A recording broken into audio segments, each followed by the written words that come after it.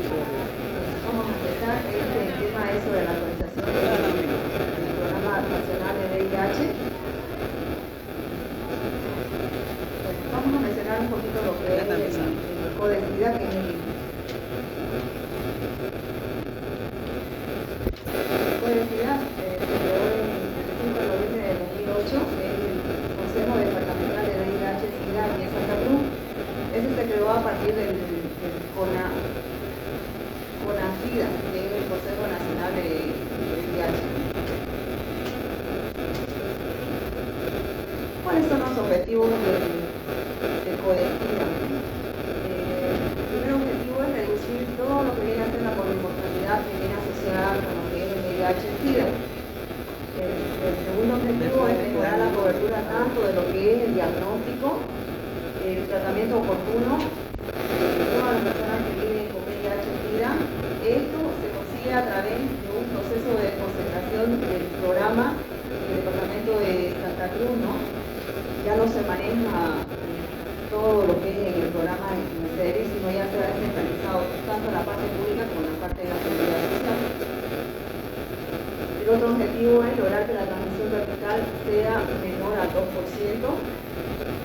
También entre los otros objetivos están lograr que el 95% de las personas o de las que viven con el virus del VIH que hayan ya iniciado la terapia antirretroviral tengan su carga viral suprimida.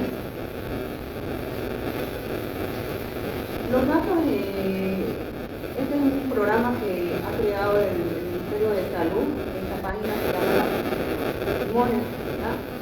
En esta página todos los días suben información actualizada acerca de todos los casos que se van notificando de VIH a nivel nacional. Un dato que me llamó la atención, la anterior semana, el día miércoles, cuando me invitaron a hacer esta charla, yo entré a esta página.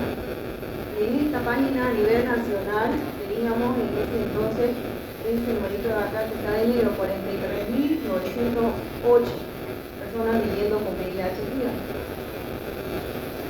No pude capturar la imagen, entonces volví a entrar a los 2 días, el día viernes, y ahí ya me topé con un cambio bien abismal. Abismal me parece a mí porque son más de 25 o 27 casos, ¿no? Ya subió el número a 43.935. O sea que realmente estamos en una epidemia. Para 2 días la diferencia es bastante.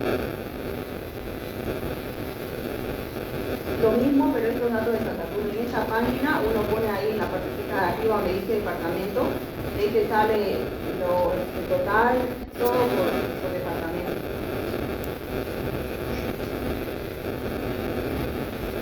En este gráfico vamos a ver la prevalencia de casos notificados a partir de la gestión del 86 hasta el junio del 2024. Estos datos los proporcionó el CDR a partir de la fuente de la página que les mencioné de Tumor. En esto podemos ver que en Santa Cruz tenemos un 42% de todos los casos a nivel nacional.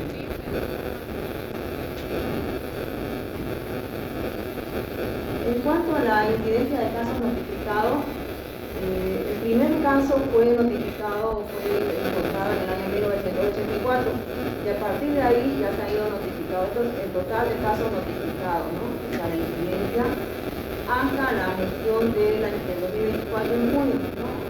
Quizás el número se ve más abajo, pero en realidad es la gestión como afirmación del total de casos que tiene notificado a través de los años. Esta de acá nos va a mostrar la distribución porcentual de todos los casos. Vemos que un 69-70% de los casos de VIH es más frecuente en varones, ¿ya? Un 30% se da más en las mujeres. Y veamos ahí en esa pirámide donde podemos evidenciar los grupos etarios donde se ve más frecuentemente. Si se dan cuenta, es a partir de los 5 años hasta más o menos los 45 años donde están la mayoría de los casos.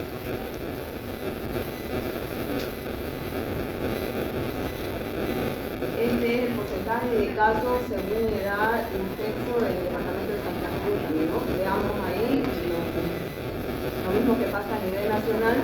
la mayoría de los casos están en el grupo etario de más o menos a partir de los 20 a los 45, 50 años.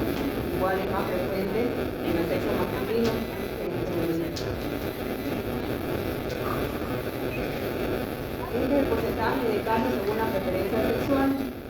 Veamos que un 48, casi la mitad de los casos son personas heterosexuales. Homosexuales se dan un 36%, bisexual un 15% y hay un mínimo número que no se tiene datos.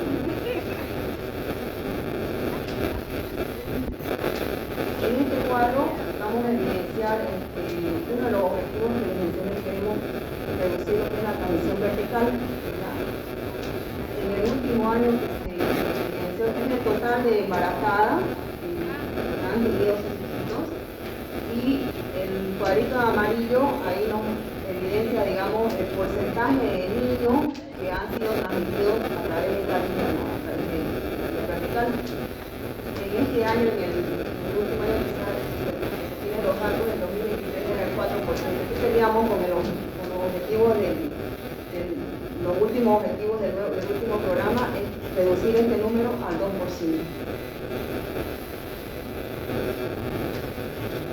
Con respecto al manejo del tratamiento antirretroviral,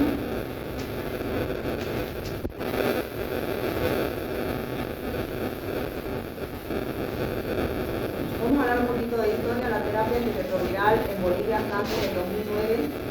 Ahí en esas épocas teníamos solamente 3 grupos de familias de antirretrovirales, 6 del grupo de los inhibidores de la quinasa reversa que son análogos de nucleócido, 2 de los no análogos de nucleócido y 4 inhibidores de proteasa. Ahora en la actualidad tenemos más de 30 combinaciones diferentes, ¿no? de antirretrovirales. En este gráfico podemos evidenciar la evolución de lo que es el programa de VIH.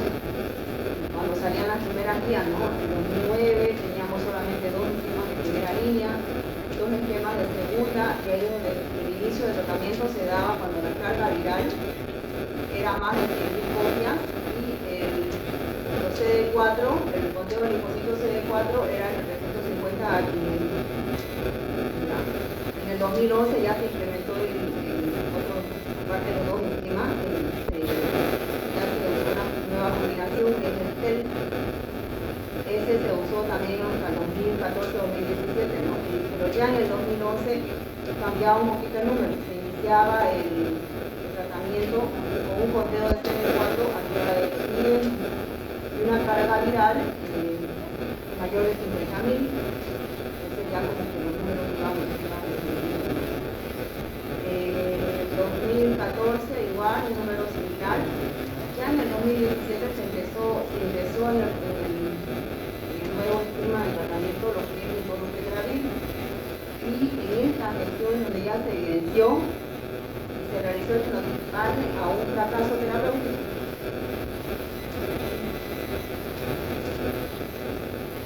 Este de acá es la última guía de tratamiento antirretroviral en adultos.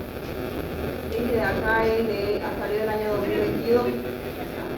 En esta nueva guía, a diferencia de las otras guías, la última del 2017, ya se vienen incluyendo temas como son lo que es la incorporación de nuevos esquemas antirretrovirales de primera línea.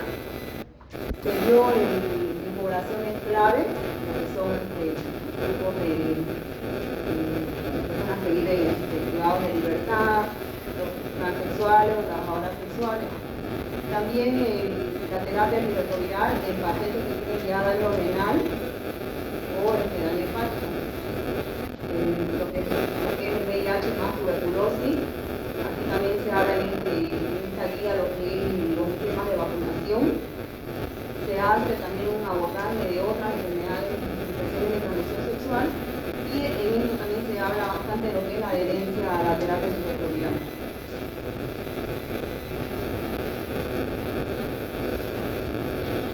¿Qué hacemos inicialmente cuando detectamos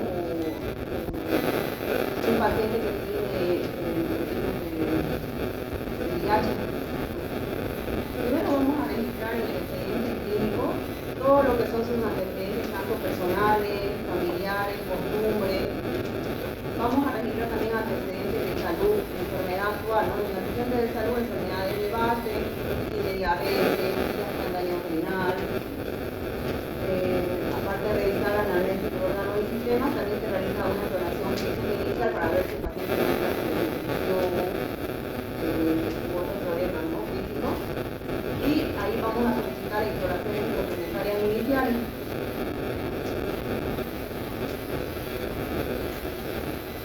En este nuevo esquema,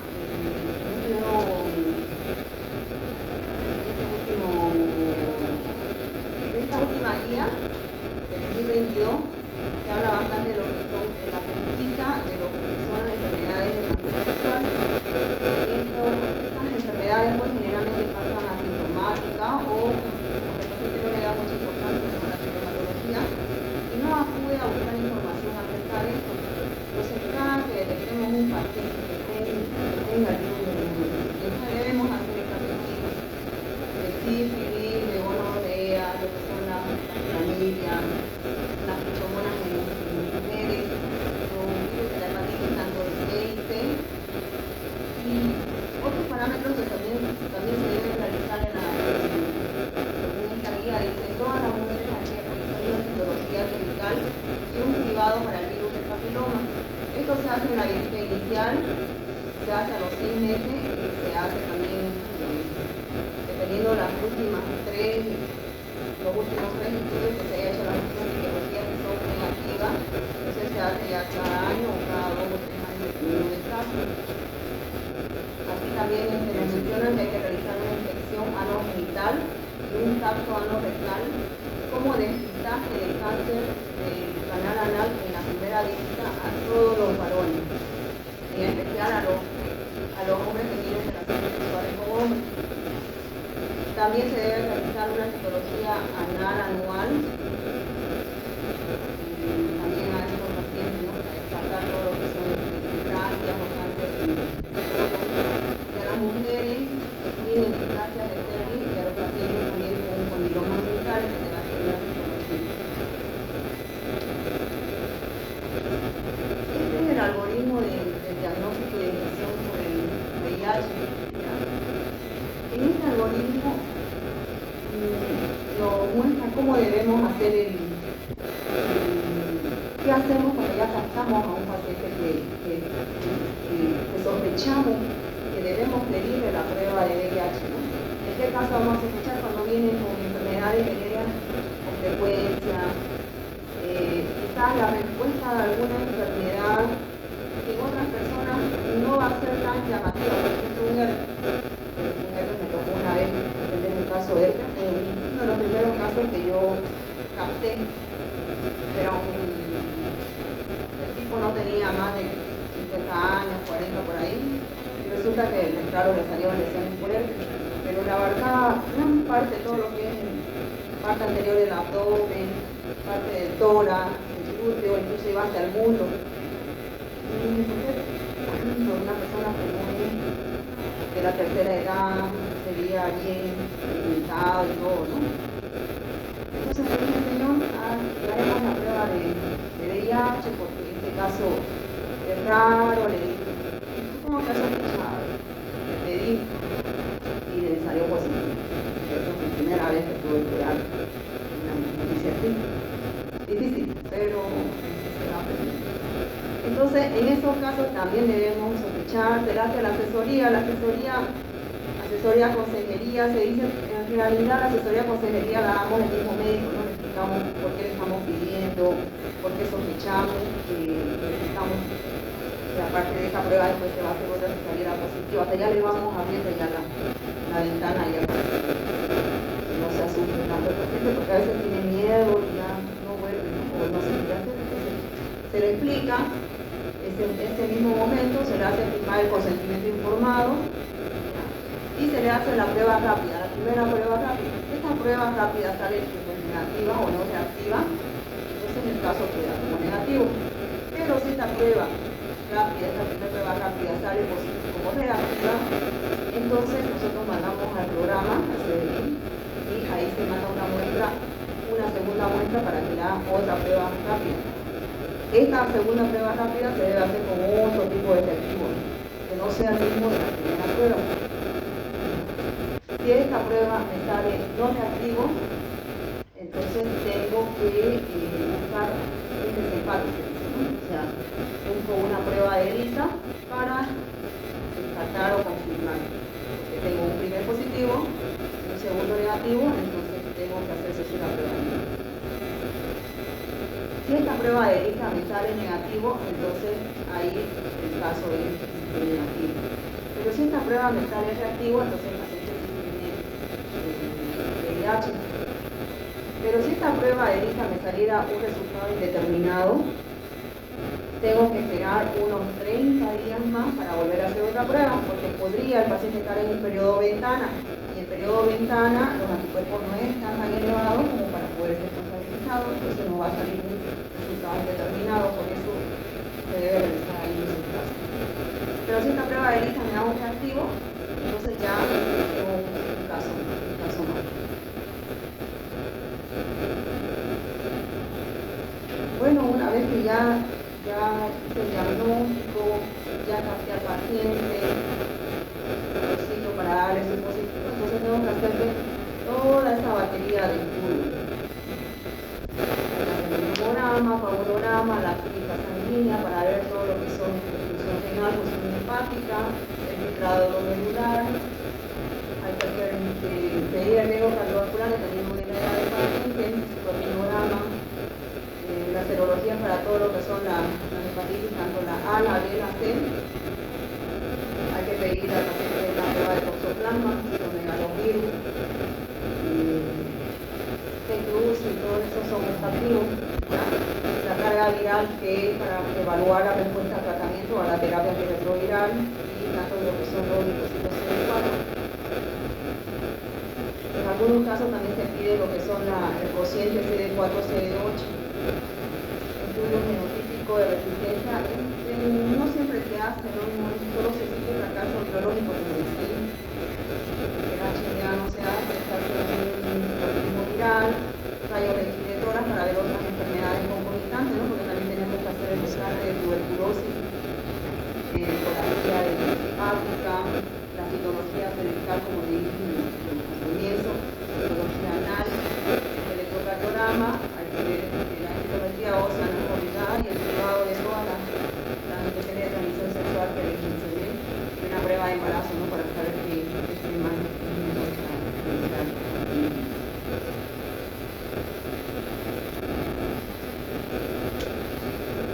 Este es el seguimiento que hacemos de elaboración de la frecuencia, porque vamos a realizar el conteo de CD4 y de la carga viral. La carga viral se le pide al paciente cada 6 meses. Con la carga viral vamos a determinar la respuesta al tratamiento si hay riesgo de que haya resistencia. Y el CD4 se pide al inicio del tratamiento. Si esta carga viral la carga viral es detectable con más de 1000 copias y los CD4 mayor a 200 se debe realizar el CD4 solamente una vez al año. Pero si la carga viral es detectable más de 1000 copias, pero los CD4 son menos de 200, entonces en estos casos debemos solicitar el conteo de CD4 cada 6 meses. Si el paciente está pensando en una enfermedad oportunista, de acuerdo al criterio médico también se puede pedir el CD4 cada 6 meses o una vez al año. El paciente en menores de edad de 12 años, el CD4 es mayor de 200, pedimos cada 6 meses, y el CD4 es mayor a 200, igual se puede pedir una vez al año.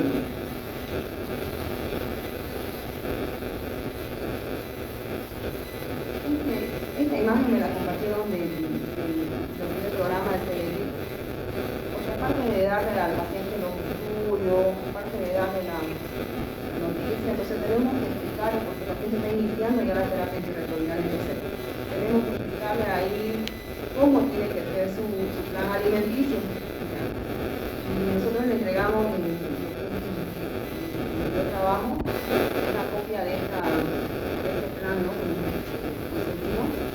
Y ahí pedimos que lo revise porque la consulta fue muy corta, son 15 minutos. Entonces le damos y le explicamos, ¿no? Que tiene que seguir este plan, dónde está están iniciando un medicamento nuevo, que tiene muchos efectos colaterales.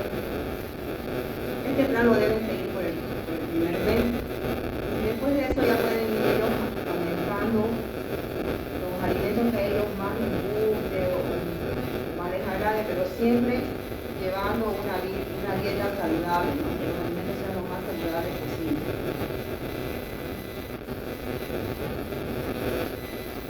En esta nueva guía también se habla de lo que son la clasificación clínica y la clasificación inmunológica de la infección.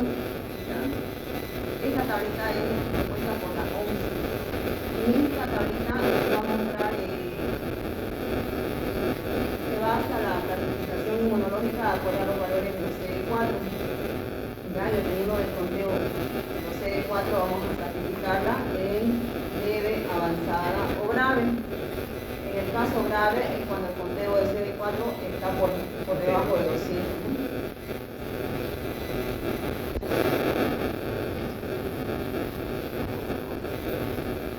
Esta es la calificación clínica. En esta se va a dividir en 4 estadios. En el estadio 1 asintomático, en el estadio 2, 3 y 4, dependiendo de las otras enfermedades concomitantes que podamos hallar o el examen físico.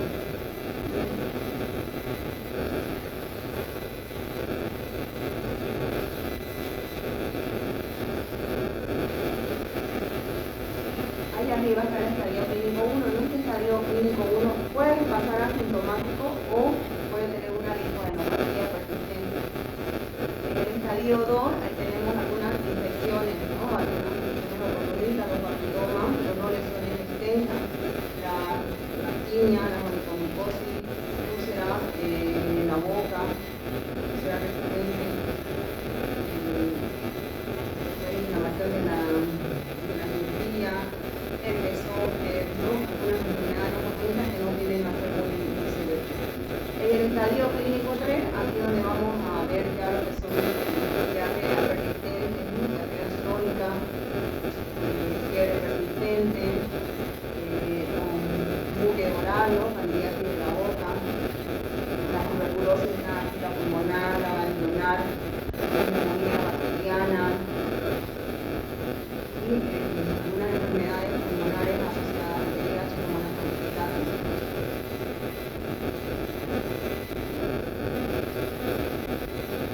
Ya en el estadio 4 pues vamos a ver ya enfermedades más severas, ¿no? Enfermedades oportunistas más severas, en estos casos aquí ya se ve lo que es sarcoma de Kaposi, infecciones bacterianas graves recurrentes, infección por herpes simple, infección crónica por herpes simple, la tuberculosis extrapulmonar, el toxoplasma, ¿no? Ya que afecta al sistema nervioso central, entre las más importantes, ¿no? Después las infecciones micóticas, criptosporidiasis, linfomas, la leucocefalitis.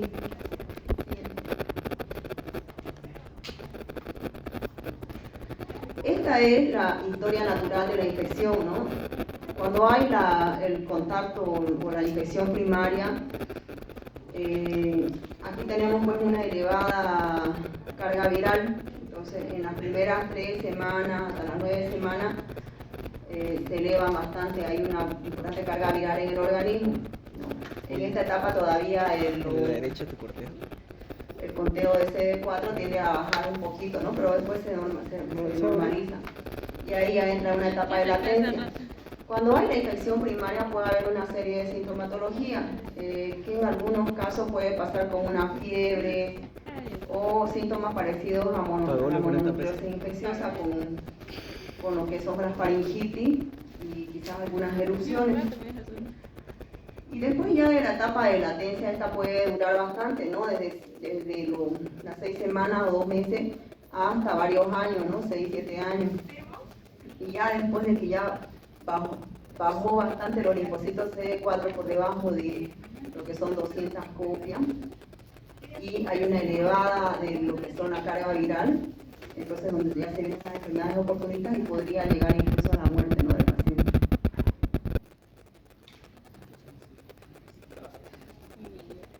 Los signos y síntomas principales de la infección aguda por el VIH ¿ya? Ahí está por porcentaje de frecuencia. Puede haber fiebre, como les dije, rash, úlceras en la boca, artralgia, la faringitis, pérdida de peso, pérdida del apetito, compromiso del estado general, la mialgia y fiebre y rash, ¿no? Son muy frecuentes.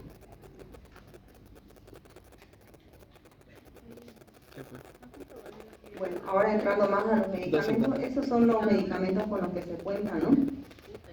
Están por familia, están los inhibidores competitivos de la transcriptasa reversa, análogo y no análogo. Están los inhibidores de la proteasa y los inhibidores de la integrasa. Estos grupos, el primer grupo, el más usado es la mibudina, el 3TC, el tenofovir, el efavirenz se usaba más antes con frecuencia, creo que ahora ya no está en el último esquema de primera línea. Los inhibidores de la proteasa, de aquí es el lopinavir el que se usa más. Y de la integrasa ya es el último que está en el último esquema, que es el dolutegravir.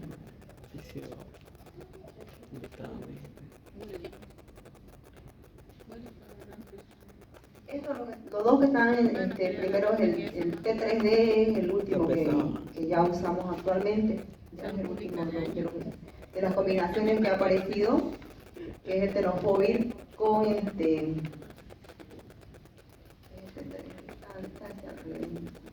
el tenofovir, la lamivudina y el dolutegravir, ¿ya? Y el TEL es el tenofovir con efavirenz y dolutegravir. El TEL lo usamos más en embarazadas o en mujeres que están en edad reproductiva, ¿no? y que todavía piensan, digamos, tener hijos. El T3 en la población en general, ¿no? Los varones y el resto.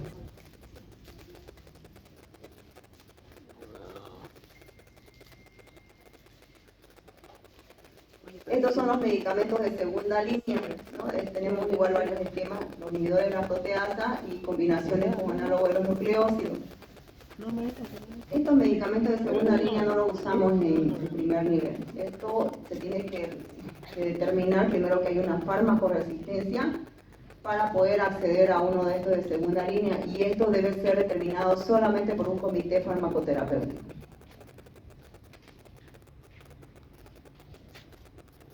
El tratamiento antirretroviral, lo que es el embarazo y el parto.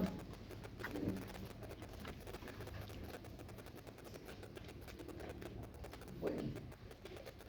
La transmisión materno-infantil del VIH se da de una madre infectada a su hijo a través de tres diferentes momentos, ¿no? O tres diferentes circunstancias. A través de la placenta se da un 30% de los casos, y la gran mayoría se produce en los últimos 2 meses del embarazo. Un 2% se puede presentar antes de este periodo. También se puede dar a través del contacto del feto en el momento del nacimiento con lo que son los fluidos vaginales, con la sangre materna infectada en el canal del parto. Se constituye el principal momento de transmisión vertical, ¿no? El 50% de los casos. Y el otro 20% de los casos se puede transmitir a través de la lactancia materna. La lactancia materna aumenta el riesgo de adquirir la infección, y este riesgo se incrementa en un 4% durante los 4 primeros meses de vida del bebé, y entre un 15 a 20% cuando se extiende por más de 6 meses. Cuando tenemos una paciente embarazada con VIH, sea previamente o sea diagnosticada durante, se le hace la asesoría, explicarle que debe tomar la medicación, que debe alimentarse adecuadamente, hacemos todo lo que son la atención del prenatal, del control prenatal, y ahí hay que ir allá adecuando todo lo que va a ser el tipo de parto, y explicarle que la indicación del parto es sí o sí cesárea, y esta cesárea debe ser una cesárea programada a las 38 semanas. En algunos casos se puede proceder a un parto vaginal, pero cuando la carga viral es menor a 1000 copias. Y después hay que atender también a la paciente durante el puerperio, ¿no?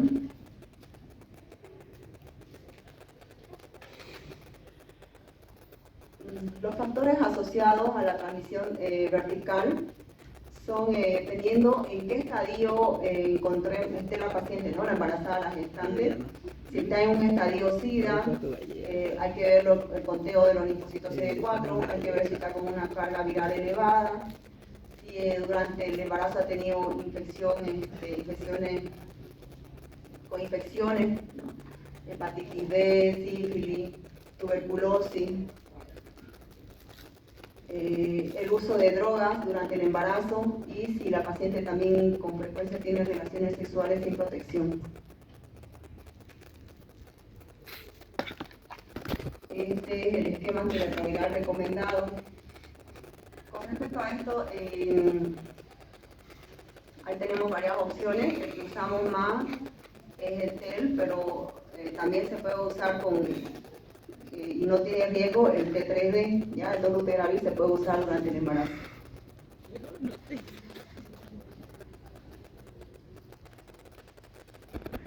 La operación de la operación cesárea es electiva, ¿no? Es la primera elección y debe ser realizada antes del inicio del trabajo de parto, entre las 38 y las 39 semanas. Si encontramos una paciente que ya está en inicio de trabajo de parto, pero la dilatación es menor de 3 a 4 centímetros y si además tiene membranas íntegras, no se puede intervenir.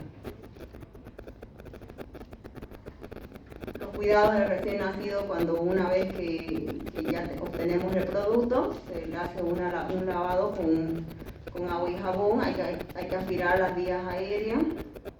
Se le realiza un laboratorio completo para otras enfermedades también y se le administra la acidobulina en solución oral, ¿ya? Lo más pronto posible. Y a partir de la sexta semana se puede iniciar la quimioprofilaxis, ¿no?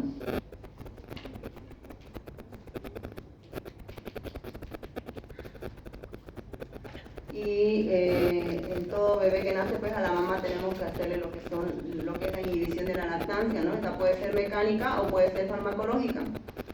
El medicamento que más se usa en la actualidad es la cabergolina, a 0,5 miligramos a 2 miligramos de dosis única, es el más práctico, ¿no?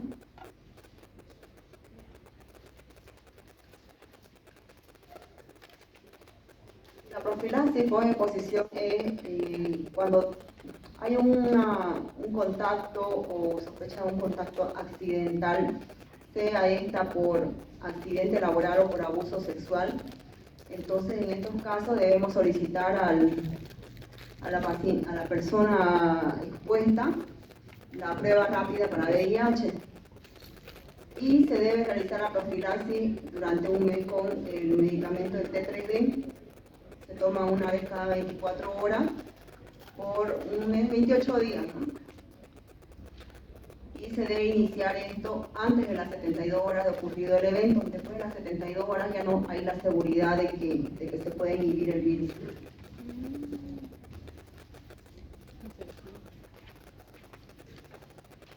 Las pruebas de monitoreo recomendadas, estas en personas expuestas por accidente ocupacional, no ocupacional o que hayan sido agredidas sexualmente, ¿no? Se debe hacer lo que son las pruebas de VIH, de hepatitis B, hepatitis C y todas las enfermedades de transmisión sexual, sífilis, gonorrea, clamidia.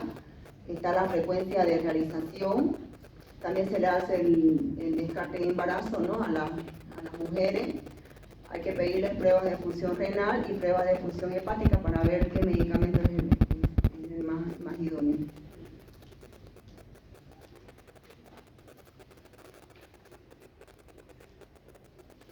Cuando hay un accidente laboral, ya sea por punción o corte o salpicaduras de fluidos a la piel que no está íntegra, entonces se recomienda realizar el lavado con agua y jabón inmediatamente.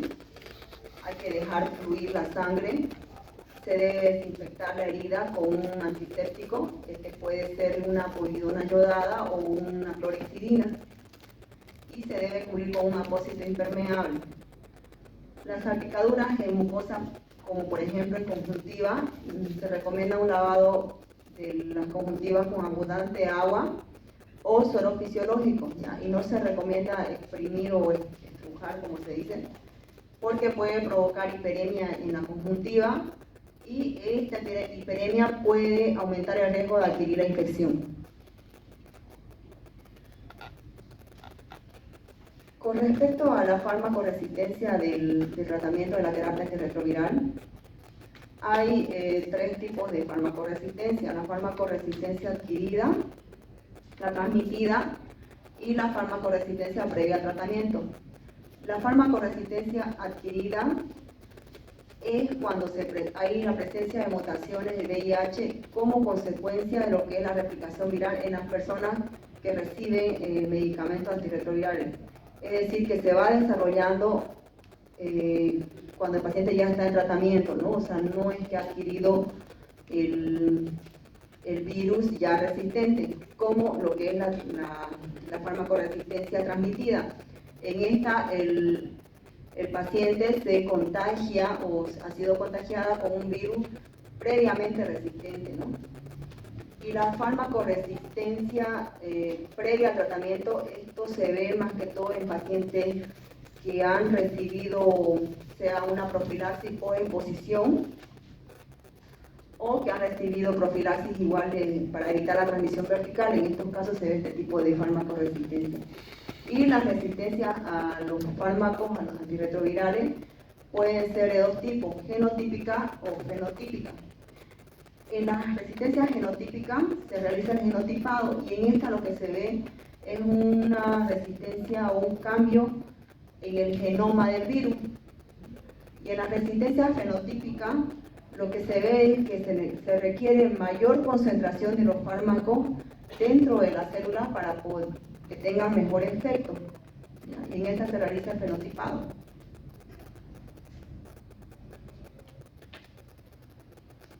¿Cuándo se dice fracaso del tratamiento antirretroviral?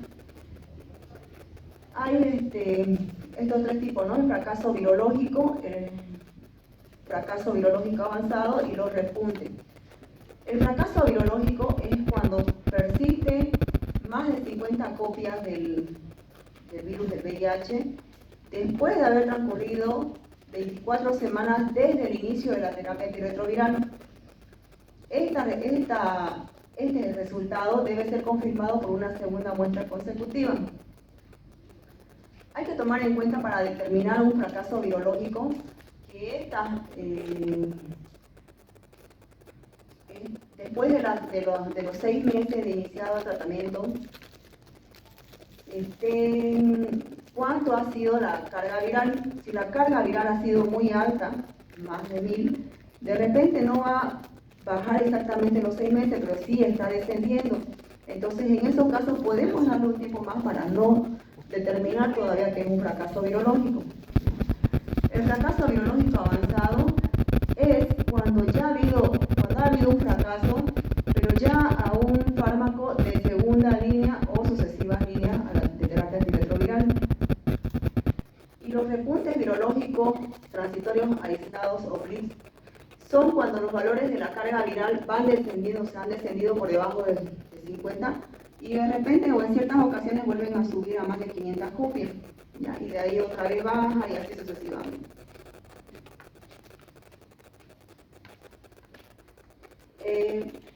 Hay que mencionar esto, el SIDI. El SIDI se define como el síndrome inflamatorio de reconstitución inmunitaria. Este síndrome se da generalmente cuando se inicia el tratamiento. Es más frecuente cuando hay coinfección, se tiene que tomar, aparte del tratamiento antirretroviral, también medicamentos antituberculosos, ¿no? Este SIDI es como una respuesta, como los CD4 están descendidos, cuando ya se da el medicamento antirretroviral, tienen una subida. Y esa subida genera una respuesta inmunitaria, como que ya las defensas se están activando, y ahí genera este síndrome, que puede pasar como quizás malestar general, incluso puede haber febrícula, ¿no? Para determinar este SIDI es muy amplio, ¿ya? También depende de alguna infección oportunista inicial, como le dije, la tuberculosis, o cuando hay resistencia a antimicrobianos, ¿no? Se puede deber también al incumplimiento de los regímenes. Esto puede generar que el paciente incumpla, o sea, deje de tomar los medicamentos por este síndrome. Y puede generar el desarrollo de una nueva infección oportunista o a la toxicidad del fármaco. Las manifestaciones clínicas del CIDI, como le dije, pueden durar entre una semana a unos meses después de haber iniciado el tratamiento antirretroviral, en una mediana de 48 días más o menos, ¿no? Y puede dar después del inicio de la toma de los medicamentos antirretrovirales.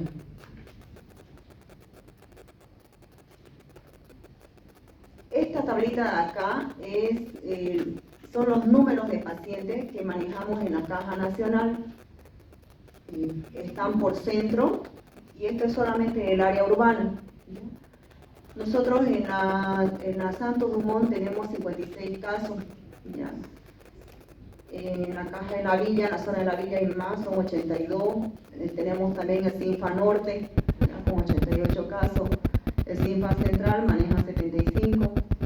Pauserna 73 y ya el resto son más poquitos casos.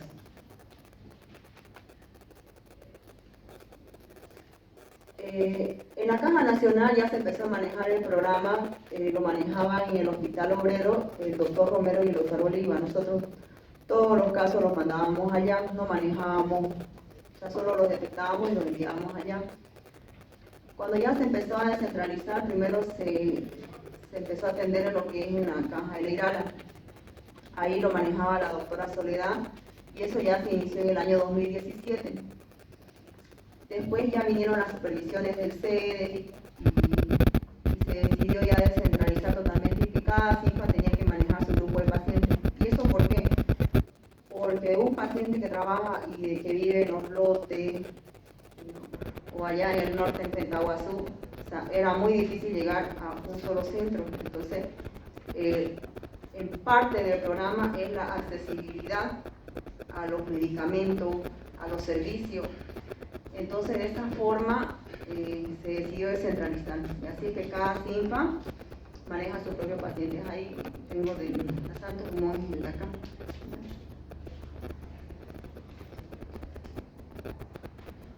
En la caja se ha elaborado un flujograma, ¿ya? Que es cómo vamos a manejar al paciente. Este es el último que se elaboró, que se empezó a implementar en julio del 2022. ¿Ya? Entonces, es similar al flujograma del ministerio, no solamente con algunas cositas diferentes, ¿no? Que cuando una vez el paciente ha sido detectado, se ha confirmado su positivo, entonces había a veces esos errores de que le daban el resultado y vaya con su médico, y el paciente lo leía, pues no, y quedaba así. Entonces, aquí se coordina bastante con nuestra trabajadora social, laboratorio directamente le informa a la trabajadora social del caso, se busca en su historial clínico, porque ahí en el consentimiento está su dirección, está en su carpeta donde trabaja, ¿no? De qué empresa depende. Entonces de esa forma se lo puede ubicar al paciente. Y una vez que se lo ubica, se lo cita. Y ya cuando se lo cita, se le informa al médico que hay paciente y se le informa del caso, ¿no? Eso para evitar escape o pérdida de los casos, porque eso sucede también. Y ya el médico, ya después de dar la noticia, va a evaluar si es necesario hacerle un apoyo psicológico, ¿no? Al paciente. Hay que hacer descarte de otras enfermedades, como dijimos, la más frecuente es tuberculosis o las diarreas crónicas. Y hacer todo ya lo que les mencioné anteriormente con respecto a los estudios que se deben solicitar. Y hay que evaluar también en este caso la situación clínica del paciente, porque de repente si está con una infección oportunista y vemos que no es para manejo ambulatorio, pues debemos referirlos al hospital para alguna internación, ¿no? Siguiente. Estos son otros flujogramas del caso de agresión sexual o por exposición por niños y adolescentes. El otro de acá es igual, es similar el manejo, pero en la consulta externa de pediatría. De este cuadrito, lo que me gustaría, nosotros atendemos, y los médicos familiares atendemos pacientes desde los niños, o sea, no es que todos van a pediatría, entonces, a veces atendemos desde los 1 año, quizás más chiquitos. Por norma solamente pediatría tiene hasta los 4 años, entonces nosotros también podemos hacer la detección de casos de VIH en niños. ¿Ya? ¿En qué casos podemos sospechar? Cuando el paciente niñito viene con diarrea crónica, repetición, ¿ya? Cuando enferma bastante de las neumonías, ¿no? A repetición. En casos de septicemia también podemos sospechar. En casos de moniliasis severa y también en los casos de desnutrición grave.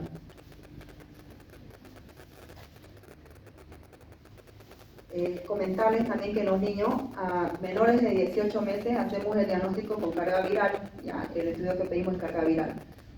Después de los 18 meses recién podemos pedir pruebas rápidas.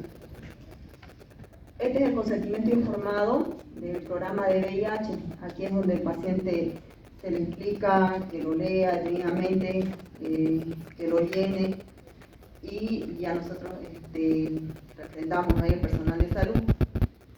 El consentimiento informado en ningún momento puede ser obligado el paciente a realizarse la prueba, pero sí, con base a la ley 3729, se determina en qué casos sí se lo puede obligar al paciente a que se realice la prueba de VIH, ¿no? Y que nos dé el consentimiento.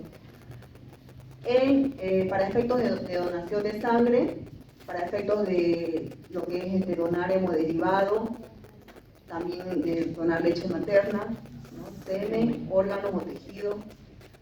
En las trabajadoras sexuales, para que se le pueda emitir su carnet sanitario. Cuando hay juicios, ¿no? Juicios penales, porque se hayan producido la transmisión a terceras personas, ¿ya? Y esto debe ser emitido por una orden por un juez competente. En casos de vigilancia epidemiológica o investigación, en la población que tiene un riesgo potencial, ¿no? Inminente de transmisión, podría ser esto en los que están privados de libertad. Siempre se le pide también a los pacientes que están con daño renal crónico y que van a ingresar a un esquema o programa de hemodiálisis. En pacientes que están programados para intervenciones quirúrgicas, también se tiene la obligación de que se lo puede obligar al paciente que se haga. Y también cuando vamos a realizar métodos de diagnóstico invasivo, ¿ya? A los pacientes que presenten una o varias enfermedades de transmisión sexual y algunas conductas de riesgo, ¿no? Y en los niños nacidos de madres VIH positivas. En esos casos sí podemos y debemos obligar al paciente a que se haga. Bueno, algunos de los formularios que llenamos, esta es la ficha de notificación. Cada paciente nuevo le llenamos esa ficha se pasa al CDVIR y el CDVIR lo ingresa a la página que les mencioné, al Simón.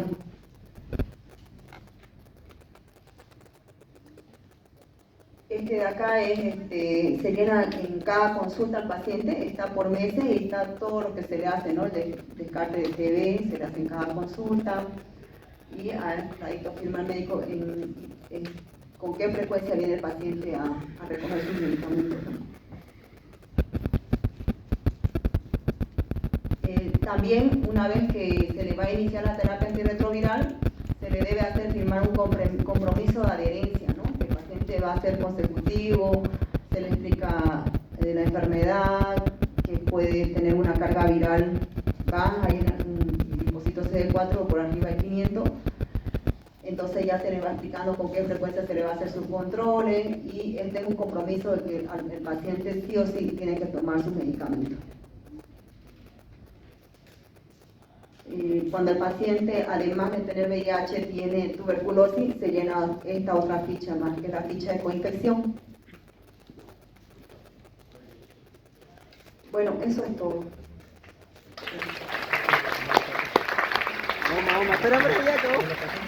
Bien, doctora María Pino, gracias. Por favor, quédese con nosotros para responder. responder algunas posibles preguntas. Estimado auditorio, bueno, la intención de esta primera parte de la que señalé ayer es que todos nosotros sepamos de que hay una organización a nivel nacional, a nivel departamental, de cómo como equipo de salud debemos responder ante esta pandemia, ¿no? La doctora Cayapino comentó en su exposición que todo esto depende de un programa nacional del Ministerio de Salud.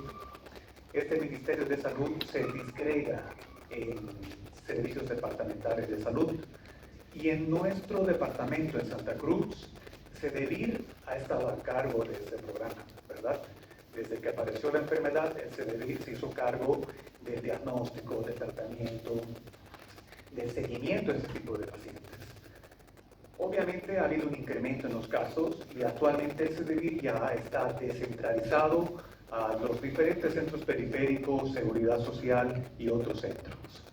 Han podido ver en exposición de que hay diferentes flujogramas de atención para detección de pacientes nuevos, en edad juvenil, pacientes niños, trabajadoras sexuales. También hay flujogramas de cómo tenemos que responder nosotros como equipo de salud a las exposiciones laborales, ¿no? En nuestra profesión como bioquímicos, como farmacéuticos, como médicos, siempre estamos expuestos a que por algún caso fortuito nos pinchemos o nos salpique una secreción en la atención de un paciente, ¿no ven? La doctora Cayapino también comentó de que el tratamiento antirretroviral ha sufrido una evolución. Desde los primeros tratamientos que eran muy tóxicos para los pacientes a los tratamientos actuales que ya son solamente una tableta al día, ¿verdad?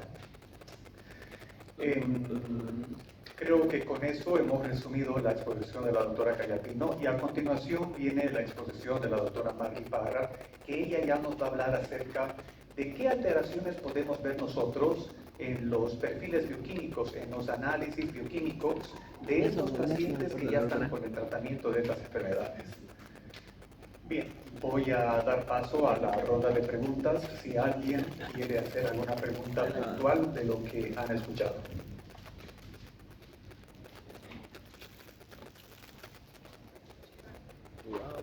Buenas noches, doctora. Una consulta para usted referente al tema del VIH. Por ejemplo, mi personal como profesional farmacéutica, yo que trabajo en el centro de prevención, hay pacientes que vienen, que algunos son adherentes y no adherentes. Resulta la pregunta lo siguiente es que si un paciente que tiene con el VIH positivo, al iniciar tratamiento antirretroviral, viene, por ejemplo, estamos hablando sobre la ficha de seguimiento que empieza a llevar su tratamiento el 26 de febrero llegó su tratamiento, ya sabemos que es por mes, pero vuelve más el 16 de marzo, aunque le falta como 10 días para que termine su tratamiento, porque otra vez estamos hablando de la tela, que nuestro hijo está bien y pero me pregunta si esa parte no nos observaría porque o no tiene que volver a su tiempo normal. Bueno, doctora, con esto manejamos población trabajadora, trabajadores, tenemos asegurados con empresas. Los medicamentos a nosotros nos lo proporciona el programa, que CEDEVIR no depende de la compra, porque eso viene a nivel del ministerio. En esos casos yo me pongo en el lugar del paciente, ¿ya? Porque me ha tocado no solamente con medicamentos antirretrovirales, nosotros manejamos hipertensos, diabéticos que le damos los medicamentos para el mes, lo mismo que el VIH. Si el paciente vino este mes el 26 y el otro mes vino el 16, yo no me hago problema porque puede ser que el paciente vaya a viajar, quizás quiera hacer un tour, o de repente va a tener muchas cosas que hacer, entonces no veo el problema de tanto. Solo se registra ahí la fecha que se le dio, y al momento de hacer la auditoría se va revisando, claro que no le estoy dando 2 veces en el mismo mes. Y en ocasiones cuando ha habido COVID, mucha afluencia de pacientes, y para un poquito darles esa facilidad de que no estén expuestos a la pandemia del COVID, se le daba los medicamentos incluso para 2 meses, no solamente a los de VIH, también a los pacientes crónicos, digamos. O sea, no le veo ahí tanto conflicto.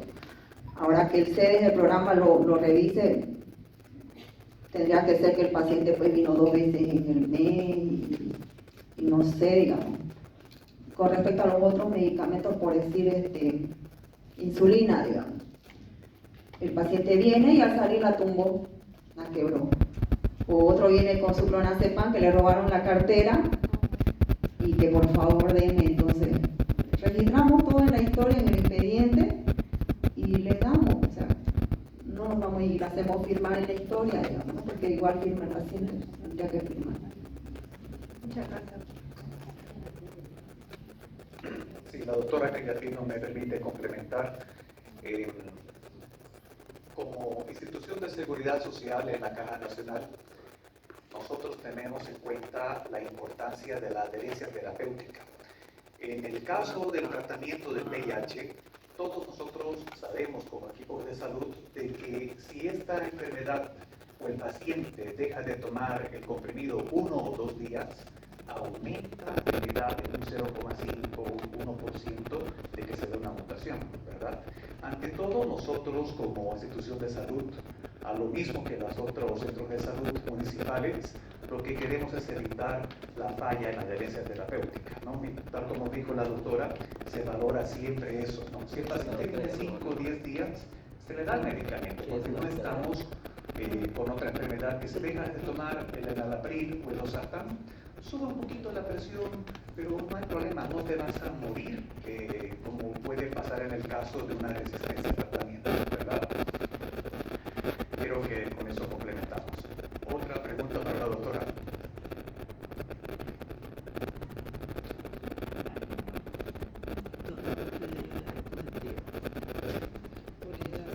Muy bien, vamos, doctora, muchas gracias. Bueno, para completar, en la Caja Nacional, en el CIFA Santo Dumont, le damos toda la accesibilidad al paciente, ¿no? El programa funciona bien, el paciente incluso por vía telefónica con nuestras enfermeras, coordina, estoy yendo. Si no hay espacio, igual nosotros le hacemos espacio donde sea y sí o sí contarle que el paciente no abandone su tratamiento, ¿no? Que tenga una buena adherencia.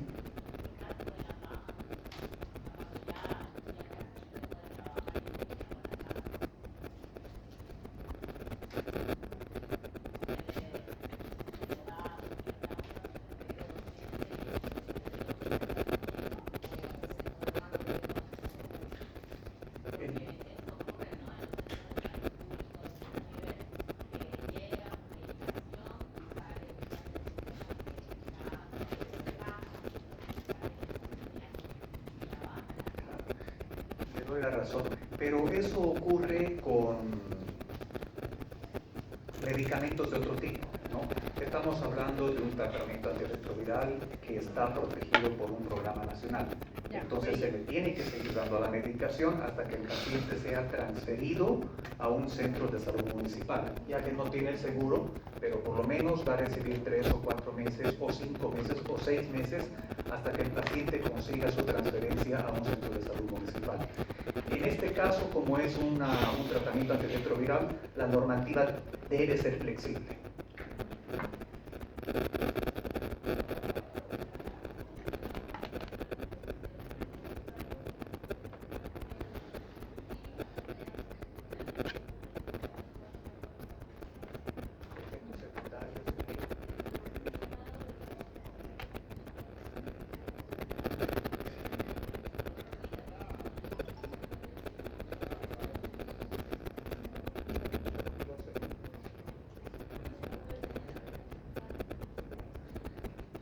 De los efectos secundarios en el tratamiento del VIH lo vamos a ver mañana, tanto en la población de la embarazada como en las ya. Bien. Muchas gracias.